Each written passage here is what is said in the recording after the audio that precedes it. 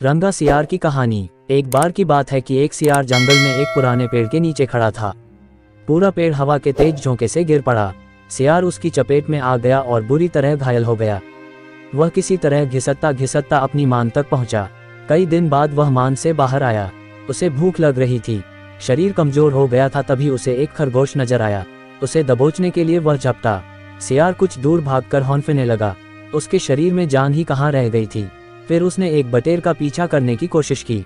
यहाँ भी वह असफल रहा। हिरण का पीछा करने की तो उसकी हिम्मत भी न हुई। वह खड़ा सोचने लगा, शिकार वह कर नहीं पा रहा था। भूखों मरने की नौबत आई ही समझो। क्या किया जाए। वह इधर उधर घूमने लगा पर कहीं कोई मरा जानवर नहीं मिला। घूमता घूमता वह एक बस्ती में आ गया। उसने सोचा शायद कोई मुर्गी या उसका बच्चा हाथ लग जाए। सो वह इधर उधर गलियों में घूमने लगा। तभी कुत्ते भान भान करते उसके पीछे पड़ गए। सियार को जान बचाने के लिए भागना पड़ा। गलियों में घुसकर उनको छकाने की कोशिश करने लगा पर कुत्ते तो कस्बे की गली गली से परिचित थे। सियार के पीछे पड़े कुत्तों की टोली बढ़ती जा रही थी और सियार के कमजोर शरीर का बल समाप्त होता जा रहा था।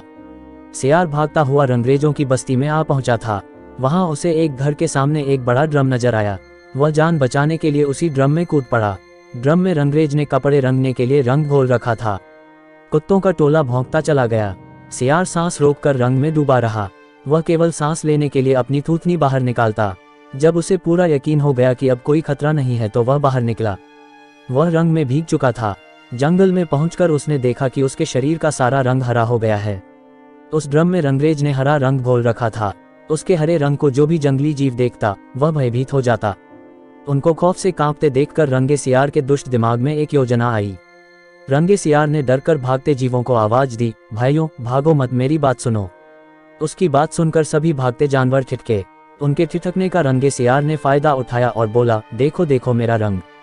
ऐसा रंग किसी जानवर का धरती पर है नहीं ना, मतलब समझो। भगवान ने मुझे ये खास रंग देकर तुम्हारे पास भेजा है। तुम सब जानवरों को बुला लाओ तो मैं भगवान का संदेश सुनाऊं। उसकी बातों का सब पर गहरा प्रभाव पड़ा। वे जाकर जंगल के दूसरे सभी जानवरों को बुलाकर लाए। जब सब आ गए तो रंगा सियार एक ऊंचे पत्थर पर चढ़कर बोला, वन्य प्राणियों, प्रजापति ब्रह्मा ने मुझे खुद अपने हाथों से इस अलौकिक रंग का प्राणी बनाकर कहा कि संसार में जानवरों का कोई शासक नहीं है। तुम्हें जाकर जानवरों का राजा बनकर उनका कल्याण करना है। तुम्हारा नाम सम्राट ककुदुम होगा।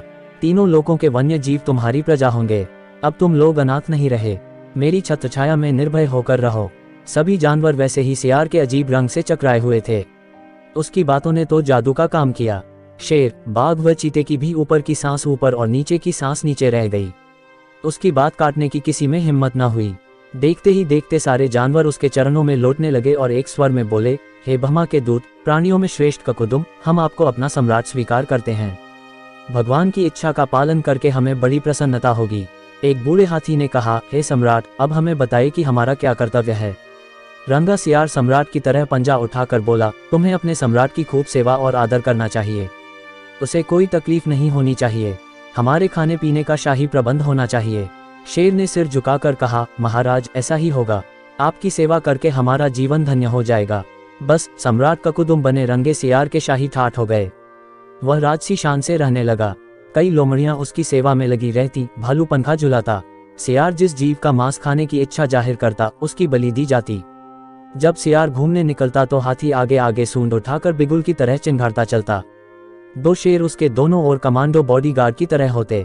रोज ककुदुम का दरबार भी लगता। रंगे सियार ने एक चालाकी यह कर दी थी कि सम्राट बनते ही सियारों को शाही आदेश जारी कर उस जंगल से भगा दिया था। उसे अपनी जाति के जीवों द्वारा पहचान लिए जाने का खतरा था।